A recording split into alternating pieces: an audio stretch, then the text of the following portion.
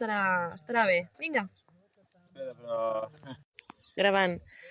Vale, buenos días mis seguidores. Estoy con el Pera.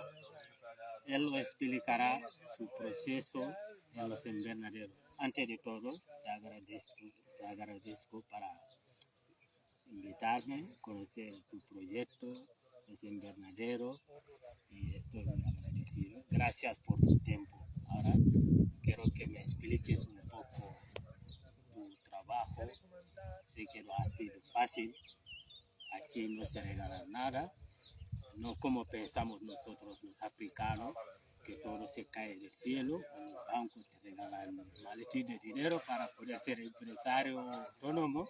No es así. Entonces quiero que me expliques un poco tu proceso, cómo ha sido tu experiencia. Vale. Bueno, empezamos hace 2 años y no teníamos nada aquí. Era la casa de cero, con todo el terreno, campos, y empezamos a plantar, y con todo lo que íbamos generando de vender la verdura, empezamos pues a invertir un poco en la finca y a comprar pues todos los materiales, el invernadero, la cambra frigorífica y todo esto con todo el dinero que hemos ido haciendo de trabajar aquí en la finca. O sea, al principio sin cobrar nada, solo trabajando mucho y todo el dinero pues volviendo a gastar para crear esto. Sí. Y pues 2 años así, y ahora poco a poco ya tenemos todo lo que necesitamos bien montado, y ahora podemos empezar ya a trabajar con más comodidad y empezar a cobrar del proyecto.